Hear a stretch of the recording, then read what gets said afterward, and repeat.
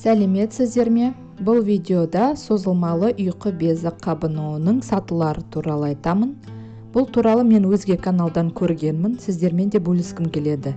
Сонымен бірінші сатысы бұл ұстама, яғни приступ. Ұстама бұл ауру өршуінің өзі. Оның негізгі белгілері сол жақ қабырғаның астындағы қатты шаншу. Ол сондай-ақ белдеулене ауыртады, арқаны да ауыртады, шаншу мойынға, иық сүйегіне дейін барады. Жоғары температура, ауырлық сезімі, жүрек айну, құсу, диарея, қорқыныш сезімі, яғни паника болуы мүмкін. Кейде адам орнынан тұра алмай да қалады. Ондай жағдайда міндетті түрде жедел жәрдем шақырту керек. Аурудың бұл кезінде сіз еш нәрсе жеңіңіз келмейді, асқазанда ауыртпалық сезінесіз, тамаққа деген тәбетіңіз болмайды. Бұл кезде тамақтанбау, ферменттерді ішпеу керек. Көбі ойлайды, ферменттер шаншудан көмектеседі деп. Бұл қате ұғым. Ферменттер ас қорытуда ғана көмектеседі, ал ұйқы безі қабынуының ұстамасы кезінде адам тамақ іше алмайды. Оның орнына спазмолитик ішіп дәрігерді күту керек. Ұстама бірнеше сағат, көп дегенде 1-2 күнге созылады. Жалпы айтсақ, ұстама тез өтеді, бірақ шаншуы қатты және ауыр. Әрине бұл жағдайда аштықтау керек. Холод, голод и покой деген ұғым бар, сондықтан керегі аш болу, салқында отыру және сабырлық сақтау. Егер аштықта болу сіз үшін қиын болса, күріш не сұлыны пісіруден қалған суды суытып ішуге болады. Ұстама бұл қатты шаншу, тәбеттің болмауы, диарея, жүрек айну. Ұстама шыдатпай жатса, жедел жәрдем шақыртыңыз. Қатты оны шыдамаңыз, себебі бұл қауіпті. Спазмолитик ішіңіз, мысалы ношпы. Созылмалы панкреатиттің екінші сатысы бұл аурудың өршуі, яғни обострение. Егер ұстама бұл өршудің мезеті болса, екінші сатысы бұл өршудің кезеңі болып табылады. Ол қанша уақытқа созылуы мүмкін? Әркімде әртүрлі. Бұл сатыда тамақ жеген сайын шаншып ауырту болады, бірақ тамаққа деген тәбетіңіз бар. Тамақты жей аласыз бұл сатыда. Бұл сатыда тамақпен бірге ферменттерді қабылдай бастауға болады. Шаншып ауру ұстама кезіндегідей өткір емес. Арқа, иық сүйегі, мойын жақ, қабырға асты белдеулене сыздап ауыртады. Өршу кезінде не жеу керек? Бұл сатыда қиындау, себебі шаншып ауру қоя тұрсын, сіз максималды түрде дәмсіз аспен тамақтанасыз. Тамақ барынша тұзсыз, ұсақталған, ботқаға айналған, езілген болады. Тым езілген сорпа мен ботқаларды жеу керек. Мұндай тамақтану кезеңінде шыдамдылық керек, себебі ұйқы безі бұл сатыда басқа тағамды қабылдай алмайды. Оған көмектесуіміз керек. Ішетін тамағыңызды барынша ұйқы безіңізге үйлестіріңіз. Ең бастысы, аурудың өршуі кезінде сіз өз ұйқы безіңізге жағатын бір тағам түрімен қоректеніп жүресіз бірнеше уақыт. Мысалы, сұлы, күріш немесе қара құмық. Ұйқы безіңіздің реакциясына қарап, бір күн жаңа тағамнан кішкене бөлігін татып көріп, егер жағатын болса, келесі күннен сол тағамды ас мәзіріңізге қосыңыз. Бірден барлық ас түрін жей бастамаңыз. Бір тағамды 2-3 күн сынап көріңіз. Аурудың өршуінде жейтін тамақтың тізімі өте қысқа. Біртіндеп ас мәзірін толықтыруды осы кестеден қараңыз.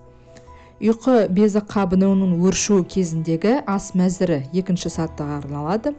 Бұл тауық еті, өзен балығы, бұзау етінен жасалған котлеті, сүзбе 5% майлық, айран, ештеңе қосылмаған йогурт 1% майлықта, күріш, сұлы, жасыл қара құмық, піскен сәбіз, брокколи піскен, агуша, фрутоняня сияқты балалар тағамы, алма не ет қосылған. Қою емес қара шай, кептірілген ақ нан, буға піскен омлет, бұл жұмыртқаның ағынан, духовка не микроволновкада піскен алма, галет печеньесі, мария. Панкреатит өршуі кезіндегі тағамдарды қосу кезегі. Бірінші күн суға піскен езілген бұтқа, сұлы, күріш, жасыл қара құмықтан. Екінші күні піскен сәбіз, піскен брокколи. Үшінші күн буға піскен котлета, қою емес қара шай. Осылайша шаншу жайымен басылғанға дейін қоректеніп, біртіндеп келесілер қосылады. бірінші күн кептірілген ақ нан, яғни сухари. Екінші күн жұмыртқа ағынан буға не микроволновкада піскен омлет. Үшінші күні балалар тағамы, құрамында алма, сәбіз, асқабақ, индейка еті бар. Төртінші күн піскен алма. Алманы микроволновкада не духовкада пісіресіз. Бесінші күні айран, йогурт майлығы 1%. Алтыншы күні сүзбе майлығы 5%. Жетінші күні галет печенесі. Галет печенесін аспен бірге күніне біреуін ғана жеңіз. Осылайша тамақтану барысында шаншып ауру жаймен басылады, бірақ толықтай кетпейді. Кей күндері қатты ауырмайтын болады ұйқы безіңіз. Бұл келесі сатыға өткеніңіздің жақсы белгісі. Егер атап өткен диета көмектеспей жатса, міндетті түрде гастроэнтерологқа жүгініңіз. Ол сізге қабынумен күресетін дәрмек жазып беруі тиіс. Мен дәрілерді 3 айдай ішкен болатынмын, яғни көмегі тиді. Келесі үшінші сатысында шаншып ауырту бірде бар, бірде болмайды. Бұл өте ауыр және ұзаққа созылатын саты, бірнеше ай созылуы мүмкін. Бұл кезде ұйқы безіңіз бірде бір күн сыздап ауыртады, келесі күні ауырмайды, не 2 күн ауыртады, келесі 2 күн ауырмайды. Шамамен осылай өтеді бұл саты. Не бірнеше күн жай ауырып, бірнеше күн мүлде ауырмауы мүмкін. Содан соң қайтадан басталуы мүмкін ауыртпалық. Бұл саты ауыр, себебі сіз ауырту тоқтады, енді ауырту, шаншып ауру болмайды деп ойлайсыз. Осындай тұрақсыз кезең болып келеді. Міндетті түрде диета ұстауды тоқтатпаңыз бұл кезеңде. Ферменттер жөнінде айтсам, бұл сатыда ас жақсы қорытылып, диарея болмаса, сізде ферменттерді ішпеуге болады. Бұл үшінші сатыда кейбір тағамдарды өте сирек, аптасына 1-2 рет жеуге болады. Бұл кешу, фисташки жаңғақтары, қатты ірімшік, кептірілген майлы емес балық, ашытылған орам жапырақ. Бұл тағамдарды өте аз мөлшерде асқа қосыңыз. Осы тағамдарды неге кейде ас мәзіріне қосу керек? Себебі сізде бір күндері диетадан апатия болады. Диетаның тағамдарды жеңіңіз келмей, шаршап кетесіз. Сондықтан жаймен басқа да тағамдарды кішкенеден қосып қараңыз. Әрине оларға алкоголь, фастфуд, ащы, майлы, қуырылғандар кірмейді. Тұрақсыз кезеңнің ас мәзірі, яғни үшінші сатыда жемістерден бұл піскен алма, жұмыртқа, оны буға жұмыртқаның ағынан піскен омлет жасаңыз. Суға піскен ботқадан сұлы, жасыл қарақұмық, күріш, содан соң картоп, сәбіз, асқабақ, қызылша, кабачок, цветная капуста, яғни түрлі түсті орам жапырақ, брокколи, сүзбе, айран, ештеңе қосылмаған йогурт, крем, сыр, қатты ірімшік, сары май және күнбағыс майы күніне 15 граммға дейін, тауық еті, сиыр еті, бұзау еті, майлы емес өзен балығы, балалар тағамы құрамында алма, сәбіз, асқабақ, индейка етінен, қою емес қара шай, цикорий, шиповник, мармелад, ақ зефир, кокос пен жаңғақ қосылмаған рахат лукум, пастила, галет печенесі, кептірілген ақ нан, жарма, вермишель және тәтті емес тоқаштар. Тұзды күніне 10 грамм ғана қабылдаңыз.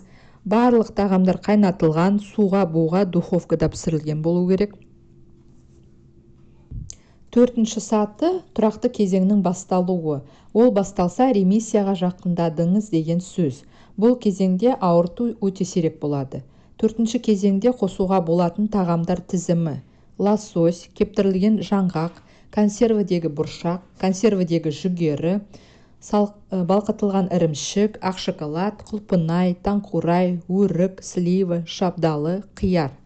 Барлығын аз мөлшерде және абайлап қосыңыз. Ремиссия басталғанын қайдан білесіз? Бұл кезде ауырту көп уақыт болмайды. Оның орнына тамақтан соң асқазан жақтан ауыртпалық сезінесіз, тяжесть болады. Сонда да ауыр тамақты жегенде кейде ферменттерден ішіп, ұйқы безіңізге көмектесіп отырыңыз. Ал 5-ші сатыда қосуға болатын тағамдар. Бұл сарымсақ, көк жуа, саңырауқұлақ, тәтті бұрыш, ақ балмұздақ, маринадталған қияр, сосиска, бауыр, ақ кремнен тәтті емес тоғаштар. Бұлардың барлығын біртіндеп аз мөлшерде абайлап татып көріңіз, содан барып қосыңыз ас мәзіріңізге. Ал 6-шы сатысында ремиссияның басталғаны. Егер оған жетсеңіз, оған жетудің жолы ремиссияға ол өте ауыр және ұзақ. Көбі бір аптада ештеңе ауырмаса, ремиссияға жеттік деп ойлайды. Бұл дұрыс емес. Ол 3-ші сатысы болуы мүмкін, яғни ауырту сезімі бірде бар, бірде жоқ кезең болуы мүмкін. Ремиссия бұл 3-4 ай сізде еш жеріңіз шаншытпай ауыртпаса болады. Созылмалы панкреатит өкінішке орай толық емделмейді, ол тек ремиссияға, тыныштыққа кетеді. Бірақ біз үшін ремиссияның өзі де үлкен қуаныш. Ремиссия кезінде абайлап тыйым салынған тағамдарды жеуге болады, тек алкогольге мүлдем жол бермеңіз. Ал тыйым салынған тамақтарды өте сирек, мысалы 1-2 аптада бір рет ферменттермен бірге жеуге болады. Ремиссияға жету жолында диеталық тағамдарға әбден үйреніп, оларды тіпті дәмді етіп пісіре аласыз. Осындай шамамен 6 сатысы бар. Олар әркімде әртүрлі өтеді. Ұстама өте тез өтеді, аурудың өршуі, яғни обострение 2 аптадай болады. Тұрақсыз 3-ші сатысы бірнеше айға созылуы мүмкін. Әрі қарай сатылар, 4-ші, 5-ші сатылар ремиссияға дейін тез өтеді. Қазір мен өзімде 3-ші және 4-ші саты кезектесіп отыр. 4-ші сатыға жетіп, қайтадан 3-ке түсіп, кейін қайтадан 4-ке көтеріліп, өйстіп кезектесіп отырады менде. Видеом сізге пайдалы болса, лайк басып тіркеліңіз. Әрі қарай түсіру керек пе, түсірмеу керек пе, соны біліп отырайын. Рахмет үлкен.